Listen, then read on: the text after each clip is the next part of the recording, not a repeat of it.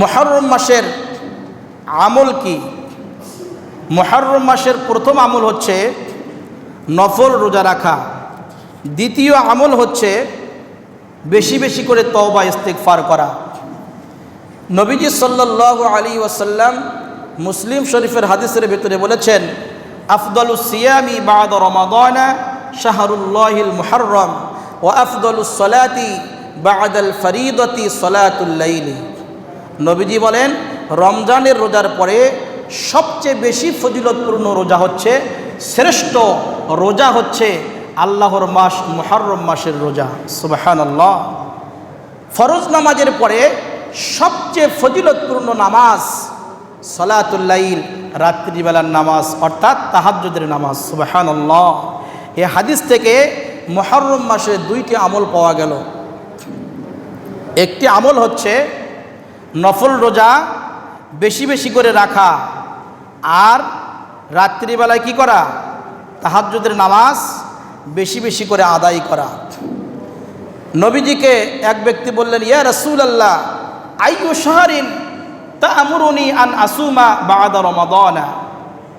ওই ব্যক্তি জিজ্ঞাসা করলেন, ইয়া রাসূলুল্লাহ, রমজানের পরে আপনি আমাকে কোন মাসে রোজা রাখার নির্দেশ দিবেন?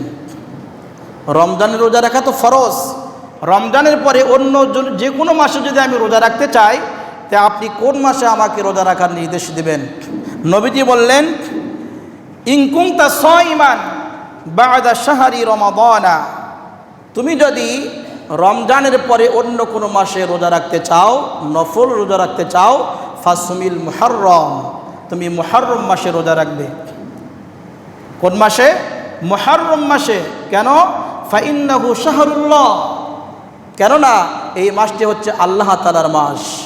ফিহি ইয়াউমুন তাবা ফিহি আলা কওমিন, নবীজি বলেন এই মাসের ভেতরে এমন একটি দিন রয়েছে, এই মাসের ভেতরে এমন একটি গুরুত্বপূর্ণ দিন রয়েছে, যেই দিনের ভেতরে আল্লাহ তাআলা অসংখ্য মানুষের তওবা কবুল করেছেন। সুবহানাল্লাহ।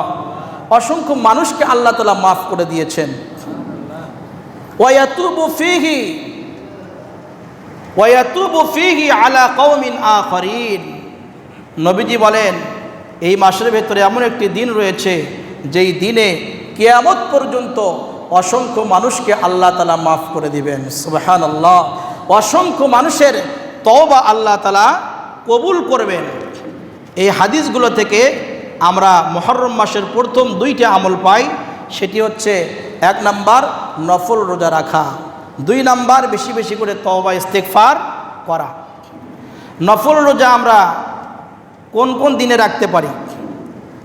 নবীজি সাল্লাল্লাহু আলাইহি ওয়াসাল্লাম প্রতি সপ্তাহের সোমবার, বৃহস্পতিবার রোজা রাখতেন, এবং প্রতি মাসে চন্দ্র মাসের হিসাবে 13, 14, 15 এই তিনটি রোজা নবীজি রাখতেন। এটাকে বলা হয় আইয়ামে বীজ।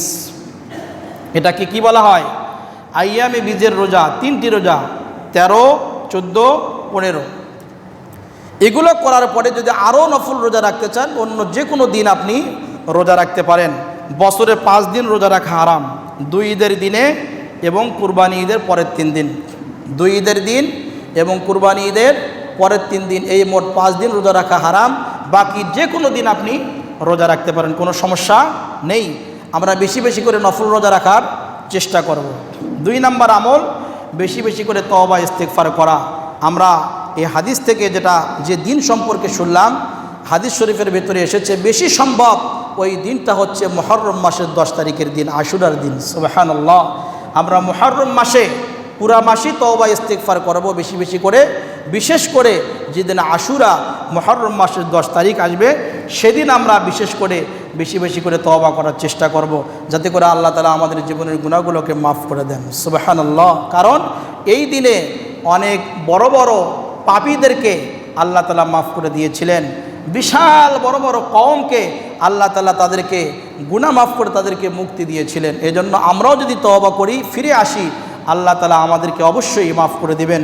আল্লাহ তাআলা আমাদের সকলকে তওবা করার তৌফিক দান করেন।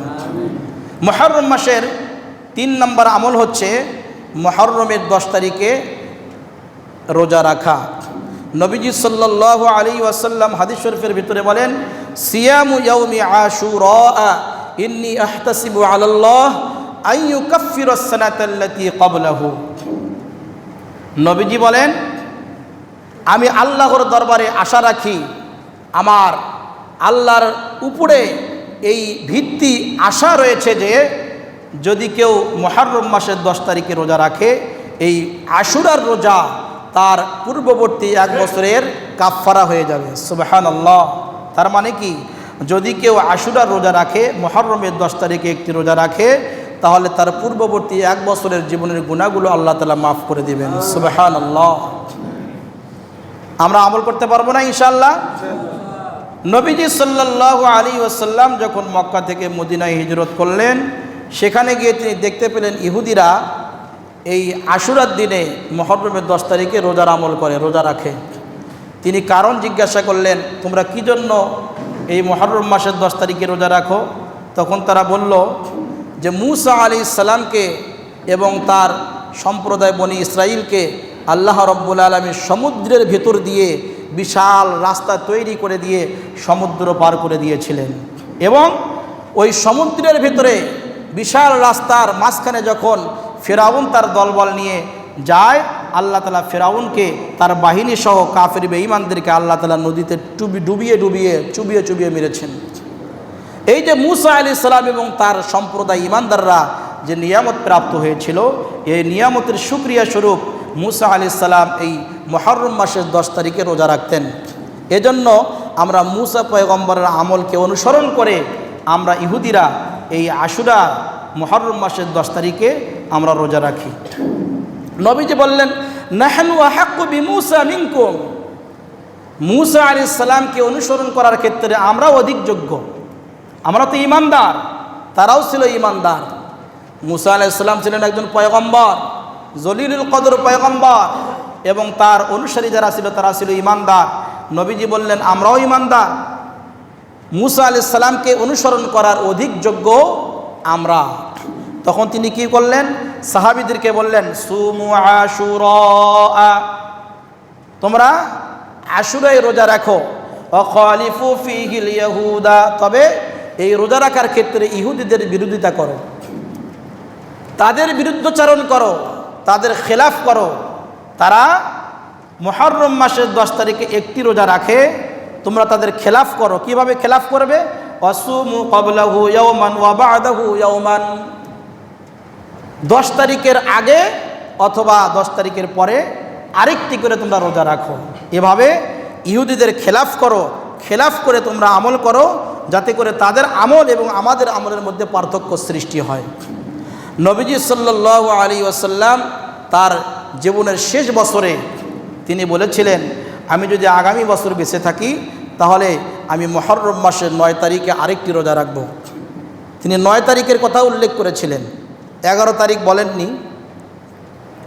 10 তারিখের সঙ্গে 9 তারিখে রাখলেও চলবে, 11 তারিখেও রাখলেও চলবে। তবে উত্তম হচ্ছে, নবীজি যেহেতু আশা প্রকাশ করেছিলেন যে যদি আগামী বছর আল্লাহ তাআলা আমাকে বেঁচে রাখেন, আমি 9 তারিখে একটি রোজা রাখবো আর মুহররমের 10 তারিখে আরেকটি রোজা রাখবো, এই 2টি রোজা।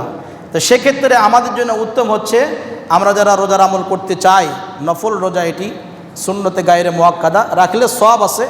আমরা মুহররম মাসের 9 তারিখ এবং 10 তারিখ এই 2টি রোজা রাখার চেষ্টা করব। কোনো কারণে যদি 9 তারিখে মিস্টেক হয়ে যায়, সেক্ষেত্রে 10 তারিখ এবং 11 তারিখ আমরা 2টি রোজা রাখার চেষ্টা করব। এই রোজা রাখা সুন্নতে গায়রে মুআক্কাদা, কেউ যদি রাখে সওয়াব হবে, ফজিলত প্রাপ্ত হবে, না রাখলে কোনো গুনাহ হবে না। মুহররম মাসের 4 নম্বর আমল হচ্ছে, নবীজি সাল্লাল্লাহু আলাইহি ওয়াসাল্লাম হাদিস শরীফের ভিতরে বলেন, মান ওয়াসআ আলা ইয়ালিহি ফিন নাফাকাতি, যে ব্যক্তি ইয়াউমা আশুরা, যে ব্যক্তি আশুরার দিনে তার পরিবার পরিজনের জন্য খাবারের ভেতরে স্বাভাবিকের চেয়ে একটু উন্নত মানের খাবার পরিবেশন করবে, ওয়াসআল্লাহু আলাইহি সাইরা সানাতি, নবীজি বলেন আল্লাহ তাআলা ওই ব্যক্তির আগামী 1 বছরের ভেতরে রিজিকের রাস্তা প্রশস্ত করে দিবেন। সুবহানাল্লাহ। এটিও একটি আমল। আমরা আশুরার দিনে যেহেতু রোজা রাখবো, আমরা সাহারিতে এবং ইফতারে আমরা একটু স্বাভাবিকের চেয়ে ভালো খাবারের ব্যবস্থা করার চেষ্টা করব। তাহলে আশা করা যায় আল্লাহ তাআলা আমাদেরকে আগামী এক বছর রিজিকের সংকট আল্লাহ তাআলা দূর করে দিয়ে আল্লাহ তাআলা আমাদেরকে সচ্ছলতা দান করবেন। সুবহানাল্লাহ।